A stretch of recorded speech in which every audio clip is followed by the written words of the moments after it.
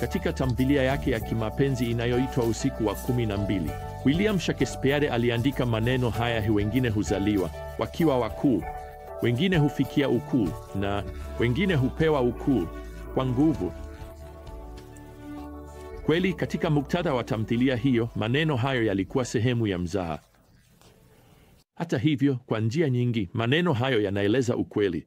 Ni ukweli ambao mara nyingi tunaona ukijitokeza maishani. Wengine hupewa ukuu kwa nguvu. Na hebu niwaambie, hiyo inamwelezea nabii Amosi. Leo tunajikuta katika kitabu chake kidogo tunapoendelea kusafiri kupitia manabii wadogo. Amosi hakika hakuzaliwa katika ukuu. Alikuwa mtu rahisi, mnyenyekevu. Alikosa mafunzo yoyote ambayo tungeita mafunzo ya kitaalamu kuwa nabii. Hakujaribu kuwa mkuu machoni pa dunia pia. Kwa kweli, kama tungekutana na Amosi barabarani au kwenye duka la vyakula, tungeweza kushangaa kwamba alikuwa mtu ambaye Mungu alimfanya kuwa mwenye nguvu na asiyeogopa kama nabii, mtu mkuu machoni pa Mungu. Sasa mstari wa kwanza katika kitabu cha Amosi unatupa habari nyingi. Maneno ya Amosi aliyekuwa miongoni mwa wachungaji wa Tekoa aliyoyaona kuhusu Israeli katika siku za Uzia mfalme wa Yuda, na katika siku za Yeroboamu mwana wa Yoashi mfalme wa Israeli, miaka 2 kabla ya tetemeko la ardhi. Sasa tetemeko la ardhi hapa pia limetajwa katika Zekaria 14, lakini bado hatuwezi kubaini tarehe halisi lilipotokea. Tunajua kwamba Amosi alihudumu kwa ufalme wa kaskazini wa Israeli wakati wa utawala wa Yeroboamu wa pili. Kwa hivyo alikuwa akihubiri kwa Bwana karibu mwaka wa 760, na huo ni wakati huo huo kwa njia na nabii Hosea. Kwa kweli, wao labda walifahamiana. Wanaweza hata kuwa walishirikiana baadhi ya muhtasari wa mahubiri pamoja wakati wa chakula cha mchana. Sawa, Amosi anatoka kijiji cha Tekoa. Hicho ni kama maili 11 kusini mwa Yerusalemu, na huko ana kazi, tunaambiwa, kama mchungaji mnyenyekevu. Sasa baadaye katika sura ya 7 tunajifunza kwamba pia alikuwa amekuwa mvaji wa tini za mikuyu. Hiyo ni mstari wa 14, na hiyo inaonyesha kwamba Amosi vizuri alikuwa mchumaji wa tini. Alitunza miti ya tini akiwa kijana. Na lazima nikuambie, hiyo si wasifu wa kuvutia kabisa, lakini Mungu alikuwa na mambo ya kuvutia akilini kwa Amosi. Sasa kufuatia mstari wa 1, Amosi mara moja anaanza unabii wake. Anajitosa moja kwa moja. Unajua, anaingia moja kwa moja kwenye kazi, na hutashangaa kujua kwamba ni unabii wa hukumu kimsingi. Unabii wa Amosi unalenga kwanza dhidi ya mataifa yote yanayozunguka Israeli. Ndiyo, Mungu atatengeneza kesi isiyoweza kupingwa kwa hukumu yake ya Israeli, lakini Israeli hawataweza kudai kwamba Mungu anawalenga wao pekee, akiwachagua huku, akiacha mataifa mengine yote yapite bila adhabu. La hasha, nao pia watahukumiwa. Sasa utapata katika sura hizi 2 za kwanza kifungu kinachorudiwa kabla ya kila tangazo la hukumu ya kimungu. Kifungu hicho ni kwa makosa 3 na kwa 4 sitabatilisha adhabu. Hii ni usemi wa Kiebrania. Ni njia ya kusema mambo fulani tayari tumekutana nayo katika safari yetu kupitia Mithali, ambapo tunaambiwa mambo kama Mungu anachukia vitu 6, ndiyo hata 7 katika Mithali 6. Inamaanisha huwezi kuhesabu jumla ya idadi. Ni kwamba ni orodha ndefu sana. Mchambuzi mmoja anasema, Amos anasema kimsingi hapa kwamba orodha hii ndefu ya makosa inamaanisha kwamba hasira ya Mungu haitageuzwa kwa sababu orodha ni ndefu sana.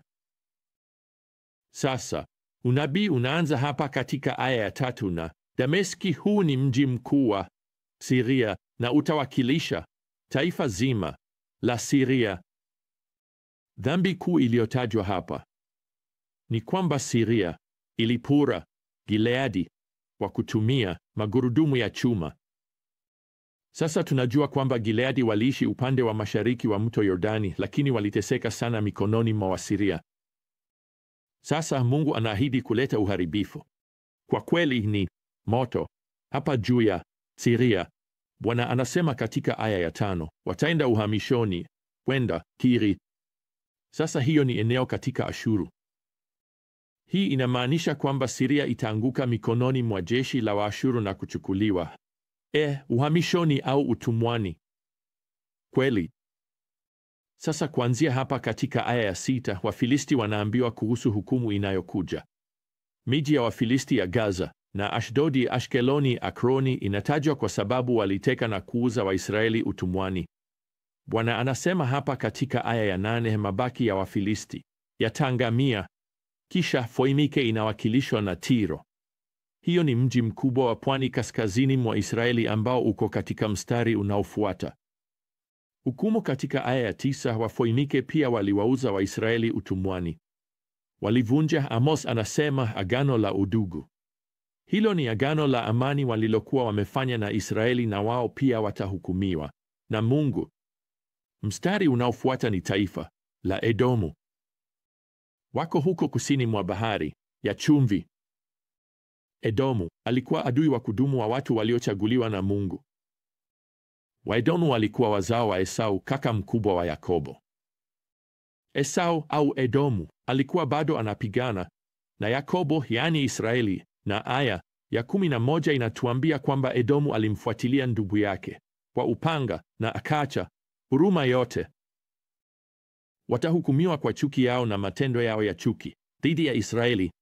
Sasa tunao watu wa Amoni mashariki mwa mto Yordani, nao pia wametengwa na Mungu kwa ajili ya hukumu. Waamoni, ukirudi katika historia ya Waisraeli, walifanya ukatili wa kikatili dhidi ya Waisraeli wa Gileadi. Aya ya 13 hapa inasema kwamba hata walipasua wanawake wajawazito. Basi hukumu ya Mungu inakuja dhidi yao pia.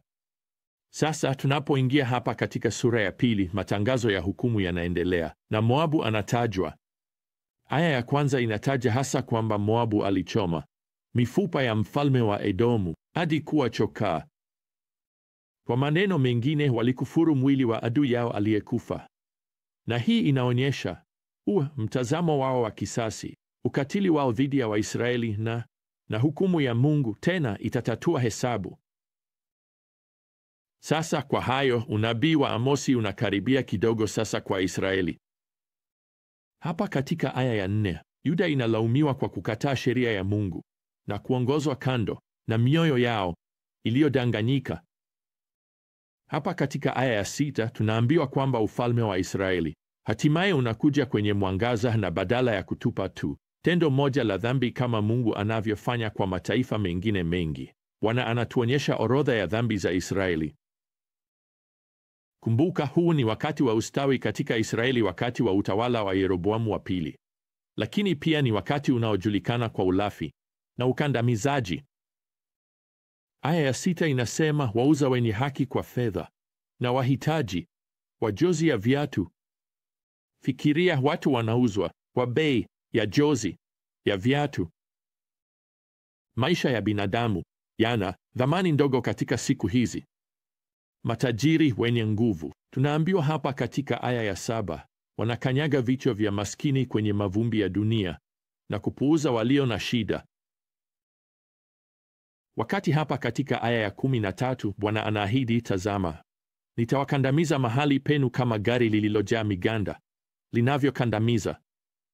Kwa maneno mengine, hukumu ya Mungu itawaponda kwa ajili ya matendo yao maovu ya kikatili yasiyo na huruma. Sasa hukumu hii ya kukandamiza inaonyeshwa katika aya zinazofuata kama kushindwa vitani. Nabii anabashiri uvamizi wa Ashuru unaokuja wa Israeli kuanguka kwa mji mkuu wake Samaria. Sasa hili litatokea takriban miaka 40 baada ya Amos kutoa unabii huu, lakini litaashiria mwisho wa ufalme wa kaskazini. Hakutakuwa na njia ya kutoroka. Hukumu ya kiungu inaweza isifike kwa miaka mingine 40, lakini iko njiani. Kwa kweli, aya ya 14 inasema, mwenye nguvu hatadumisha nguvu zake, wala shujaa hataokoa maisha yake. Yeye anayeshika upinde hatasimama, na yeye aliye mwepesi wa miguu hatajiokoa mwenyewe. Sasa sura hizi za mwanzo za Amos zinatupa orodha ya kusikitisha ya dhambi na matokeo yake kwa mataifa yote, lakini ikiwemo Yuda na Israeli. Mmoja wa waandishi ninaowapenda sana alisema kimsingi kwamba ikiwa unabii wa Amos unafunua chochote, unaonyesha wazi kabisa kwamba ujumbe wa msingi ni kwamba hakuna kurudi nyuma kwa hukumu ya Mungu baada ya matoleo yake ya neema na baraka na msamaha kukataliwa, na hili ni kweli leo. Niambie wapendwa, huenda leo haujazungukwa na Wasiria au Wafilisti, lakini kanuni ya hukumu ya Mungu kwao ni ile ile. Hata hivyo, Mungu ni mwenye neema sana kwa kuonya ulimwengu wako kupitia wewe, kupitia neno lake kuhusu uharibifu wa hukumu yake inayokuja. Tusipunguze onyo letu. Kwa kweli, tuwaalike ulimwengu kusikiliza onyo hili na kuamua kutembea na Mungu. Na kwa waumini, basi tuwaonyeshe jinsi ilivyo kutembea na Mungu kwa kutii neno lake na kwa moyo wa shukrani. Basi hadi kikao chetu kijacho, wapendwa, neema ya Bwana Yesu Kristo na upendo wa Mungu na ushirika wa Roho Mtakatifu uwe nanyi nyote. Amina.